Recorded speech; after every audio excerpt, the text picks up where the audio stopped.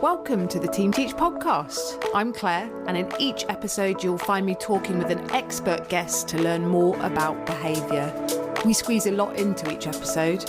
You'll listen to the latest thinking in behaviour, continue your professional development with our book recommendation, and then I'll send you away with 3 practical tips you can use in your setting. I'm joined today by Dave Smallwood. Dave is a Principal Team Teach trainer and Company Director of SENse Training and Consultancy. He's worked in special schools for both the local authority and for the National Autistic Society. As a staff development coordinator for the National Autistic Society, he's also delivered and developed training in autism, equality, diversity and rights. Dave is also an occasional co-host of the Team Teach podcast. And today, Dave and I are talking about reducing exclusions in school. Enjoy the episode. Hi, Dave. How are you? Hello, Claire. I'm fine, thank you. How are you? I am very well. We promised, actually, we recorded an episode, and I remember while we were talking, we started on the topic of exclusions, which was probably a tenuous link in the episode we recorded. And we actually said at the time, God, it'd be really good to do an episode on reducing exclusions in schools. So actually, this is what we're doing today. But we are going to start off and talk about the reflective question that I struggled to word, so I'm going to do it my best today. What you wish you knew then that you know now about exclusions in schools? What I wish I knew then, what I know now.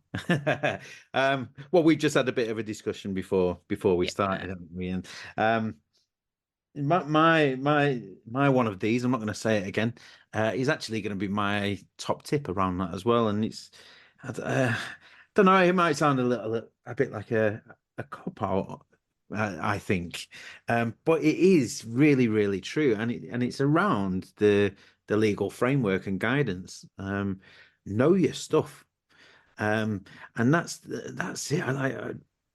I'm interested in all this anyway, but I mean, I worked in schools. Most of the schools that I've worked in over the years, I've never heard of an exclusion, but that's because I worked in special schools, and we did everything we possibly could to keep those children, because statistics will show you that the children are more likely to go down paths we don't want them to go down and become more vulnerable if they're excluded. So we did everything we could to keep hold of them, with success, which was great.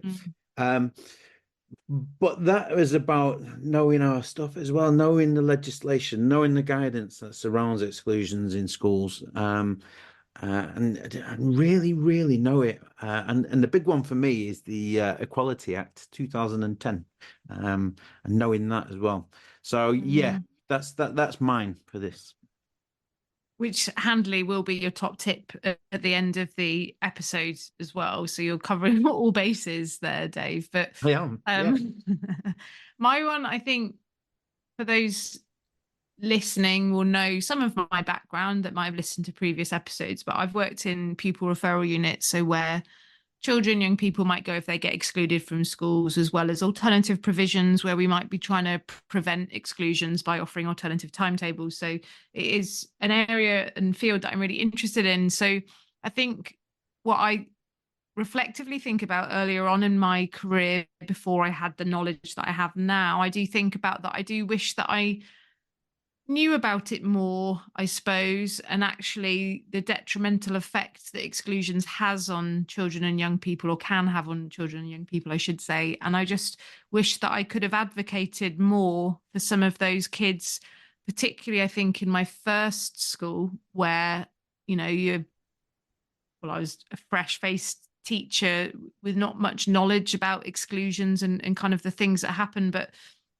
even then, I do wish I'd known a bit more, so I could have advocated a bit more and done a bit more to try and keep hold of those kids metaphorically, because some of the experiences I've had as a practitioner in pupil referral units and alternative provisions, I kind of think that the more we can support children and young people in mainstream, the better. So that's kind of the perspective I come from with that reflective question. But we are talking about exclusions this episode, just a short one. I suppose a good starting point is to just perhaps give some definitions around exclusions in schools. Um, some of the language has changed quite recently around exclusions at school from the Department for Education. So it used to be called fixed term exclusions, where someone would be excluded for a fixed amount of time from a school. And now that's reverted back to the word suspension. So that's now in the Department for Education's kind of wording around exclusions. And then a permanent exclusion is when a child or young person gets permanently excluded from a school and wouldn't be able to return to that school and would have to find alternative education, which might be in a pupil referral unit as a temporary measure, or it might be getting integrated into a new school. I suppose another key term that's useful to know for some practitioners would be around managed moves, which is an agreed move by parents, carers, and partner schools to try and help a child to have a fresh start, I suppose, at a different school. So they're kind of like the key terms, I suppose, that we'll be reflecting on across the episode. And then after that, Dave, I was just thinking the bigger question and what people listening are going to be particularly interested in is, how do we reduce the likelihood of exclusions? What can we do to support our children and vulnerable children more? Yeah. And that's the 5 minutes, difficult one. go. Yeah. Supporting the individual. We exclusions, permanent exclusions, should be a last resort. I mean, we've tried everything we can, and we can't go down any other avenues. We have an emergency annual review, and we'll review all the evidence and data that we've got to support what we're saying, and it has to be the last resort. So we have to have exhausted everything else, every other avenue, and then we have to, hand on heart, be able to say, as a human being, this is the right thing for this child. It has to be in good faith. It has to be in their best interest, and we can't be discriminating on grounds of disability and all of those things. So what are the things we can try? I mean, the difficulty, I think, is in mainstream. Mainstream is so hard. Repeated, significant breaking of school policy, going against school policy. What can you do with the resources that you've got? That's the difficulty, especially in secondaries. It's really hard, but we do have to exhaust every avenue. Changes to the environment, changes to our approach. I know this is something you're going to mention later, but training for staff, and I think a lot of the time that's quite lacking. But all staff should have high quality behavior management training, challenging behavior training, if you like, if you want to call it that. But all members of staff should have that. And if we've not exhausted that avenue, then that has to be done first. And we need to go down all these avenues, because at the end of the day, we've got a human being at the start of their life that's about to go out into the big wide world. And can I, hand on heart, say that I did everything I could to keep them there? And I need to be able to say that.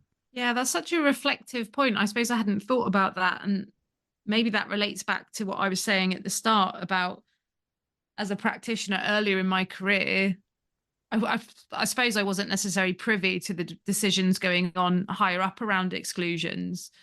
But that is such a reflective question to be, hand on heart. Have we done everything that we possibly can to support this individual? Did you know that Team Teach also offers a coaching and consultancy service?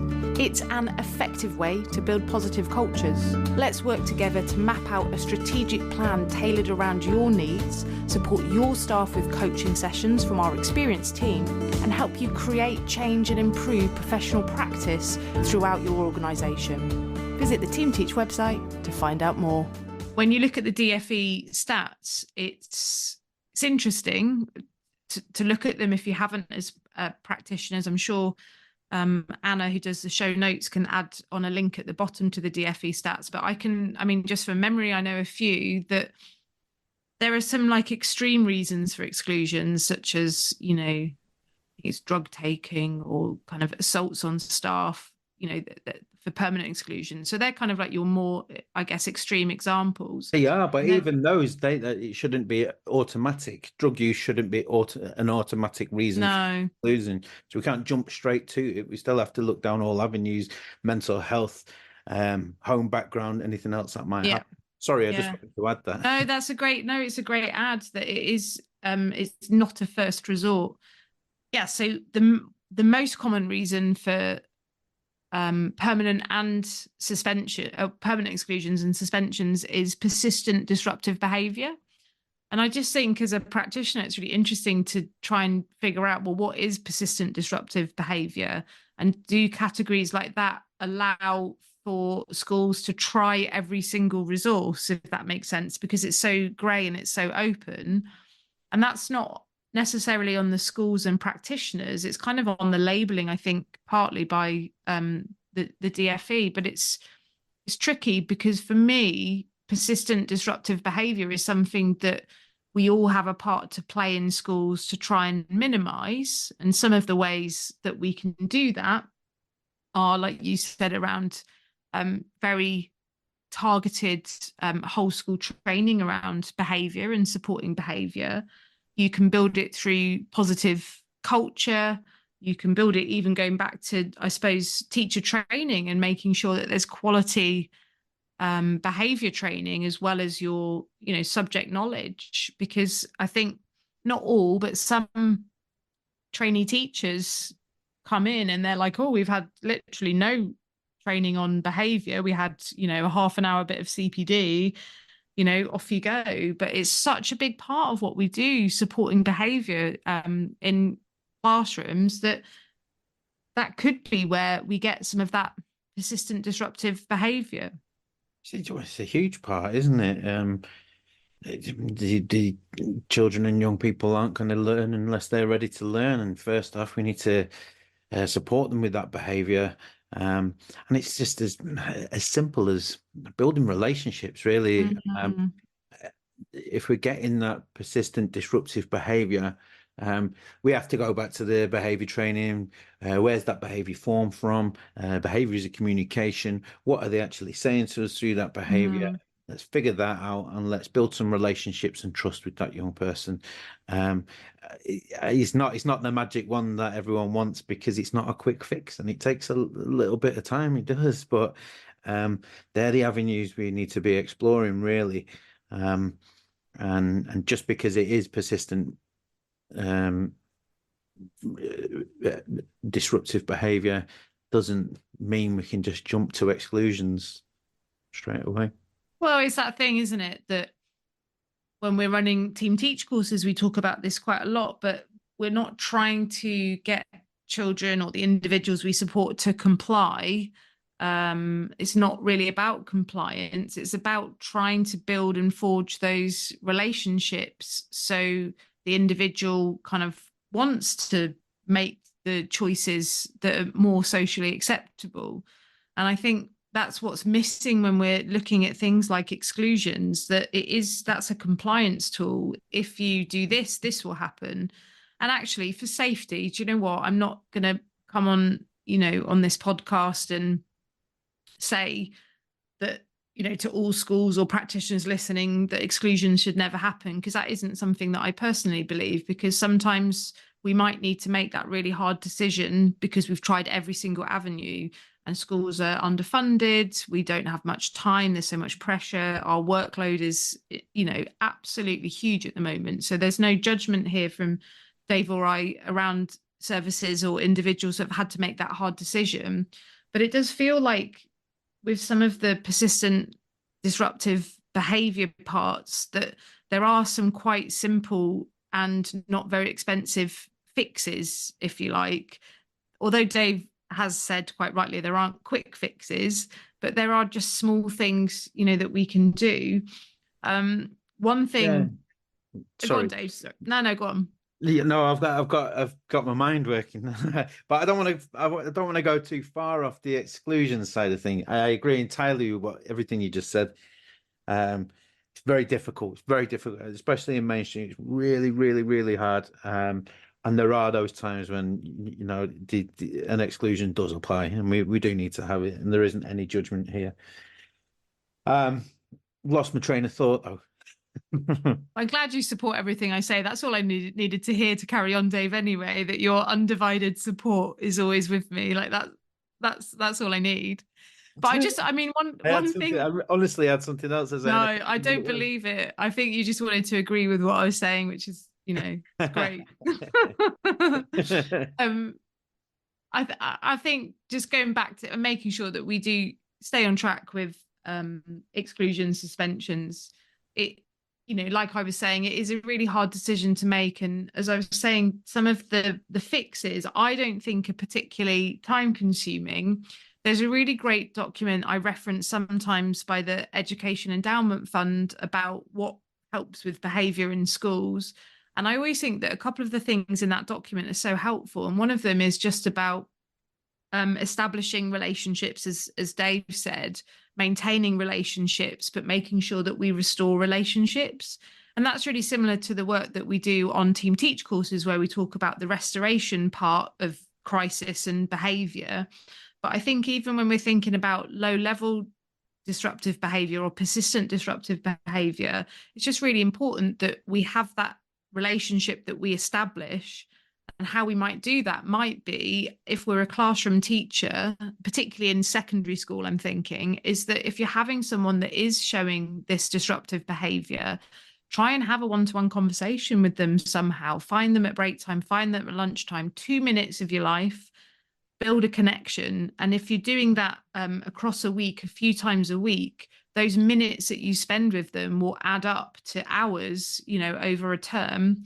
And that's slowly establishing that relationship just might be the turning point where you reduce some of that disruptive behavior because you have a stronger connection with them and they see you as another human being rather than, some force of authority. And so I just think those small tweaks where that is time expensive, if you like, because you're having to give up perhaps a bit of break or lunchtime, but it's like a bank, isn't it? You're banking that time to build connection and then you get it back in interest because you won't be filling out incident forms or, having to spend money on additional support because you've done it in a different way.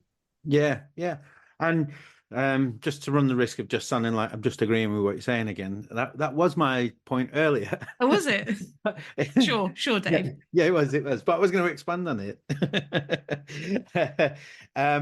What often happens and what we do see is like, we recognize that and we see a need for that and building that relationship and connections. So this has happened in maths. So what we're going to do is we've got some wonderful things going on in the inclusion department. We've got some play therapy, we've got some speech and language therapy, we've got all these wonderful, wonderful things. And what happens is other people are building bonds and connections with the students. But really, it does need to be me. If I'm presented with this persistent disruptive behavior, then it's me that needs to be building those connections and those relationships. It's not someone down the corridor that's going to fix everything. It has to come down to me. And I think that's why about school culture, school ethos, and getting everybody with this high quality training rather than just one or two people in the school, because they can't fix everything. They can't fix people's relationships. So it does boil down to that. Oh, no, I'm glad that you brought that one in because I think we're going to run out of time really quickly, as always, when we're doing our episodes. But I suppose when we were talking about this episode, I didn't really think that it would just not just come back to relationships, because that minimizes the importance. But that's what it's coming back to, isn't it? That we foster those positive relationships. We foster our positive ethos and cultures in school and our services. I mean, Dave and I have recorded previous episodes about having that positive culture in our service. It makes such a difference. And that's really what it comes back to. I am conscious of time, Dave, always. We already have hit 20 minutes, which is unbelievable. But Go on, go back to your top tip that you've already done in the first part of the podcast. Know the guidance, know the legislation, and be careful. Just be really, really careful that we're not discriminating on grounds of disability. That's quite a big one for me, and something I do see actually. And we don't make we're trying to do things with best intentions, and we don't think we're doing it. I mean, it might happen indirectly, but if someone's got an education healthcare plan in place, follow that. That should inform our practice. That should inform our plans, and we should move forwards with those plans. And that not only my practice, but everybody in the whole setting. And if we're not following those plans and we don't have an understanding of those plans, then possibly, we might start to discriminate on grounds of disability, and people might get excluded, let's say, for persistently being rude in class to the teacher, when they might have a diagnosis of autism, possibly.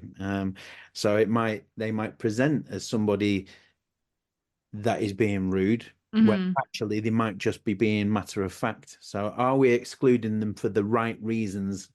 So know your legal framework, know your guidance from the government, and also with that as well, make sure that we collect data, record. We say it on all of our courses that we deliver, but do record. Think of different ways of recording frequency data. If it is very frequent, very persistent, how are we recording that, and what does it look like? Get that data together, have an evidence-based, so when we do have an emergency annual review, then you can present that data, and possibly you can look for top-up funding where we might get the resources that we need to be able to make those reasonable adjustments and support these individuals, rather than going down the route of exclusion. So please do collect that data, and please do present it. So that's my top tips. Yeah, thanks, Dave. And then technically that was 2 top tips from Dave. So well, yeah, but we did discuss it, and you said just have them in one. So I did it in one. Well, what about yours, Claire? I think I've got 2 that I think they're going to be in one kind of thing. But we've mentioned across the episode about positive behaviour support, and I even mentioned in reference the Education Endowment Fund research around restoring and establishing relationships. So that would definitely be one of my tips, and like having something whole school with that. So it's so hard. And again, I'm thinking in secondary schools more so, there is a much higher percentage of exclusions in secondary schools than primary schools. And I'm just thinking that if you made something like that part of policy, where perhaps during form time that, you know, there is space for teachers, practitioners to be able to have one-to-one time for a couple of minutes with certain key individuals, that would make such a difference, I think, to building relationships. But it's not enough really for just one member of staff to be building those bridges. It's about that whole school culture of building positive behavior, positive relationships to try and reduce the likelihood that we're going to have exclusions. So that was my tip there, and kind of melded in with that we've mentioned across this course. Really, it's about teacher training. And I think, again, I'm aiming this more so for high schools, but I think that it's very hard to fit everything in with our curriculum.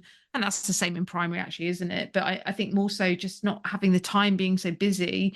But I think that having that quality training around positive behavior is so important, because you've got young people that are going lesson to lesson, and you've got so many adults and staff members involved in that person's education, that it's imperative that we have quality training so we're able to support very vulnerable children, young people in our services. So I think I can't emphasize that enough. And obviously, ideally, you'd get someone in to deliver that training, but you can build resources yourself, and you can build culture and build that training framework and make it a priority.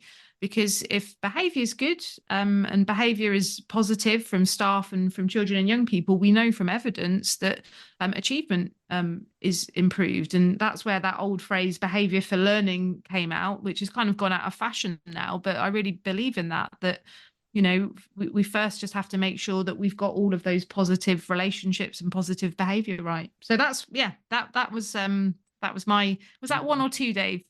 Well, I'll let you have one. Okay, so But we've it was done good, it was a good one. But yeah, and just on that, just to expand just a little bit, if that's all right, Claire. Those expectations set out in the policies, it's not just for the children. Just wanted to say that as well. It's all of us, isn't it? It's all of us. And if those expectations are there for us and we follow those expectations, then we're setting the right precedents, and we are being role models for the. That was the word I was thinking of, Dave, actually. Role models is a really good ad. And I know exactly what you're thinking about now because we've worked together too much, I think.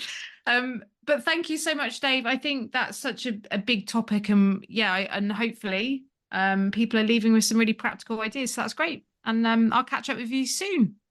Yes, absolutely. Thank you, Claire. You've been listening to the Team Teach podcast. It's been great to have you here with us as we discuss behaviour, communication, and the ways we can best support those in our care. Thanks again, and I'll see you next time.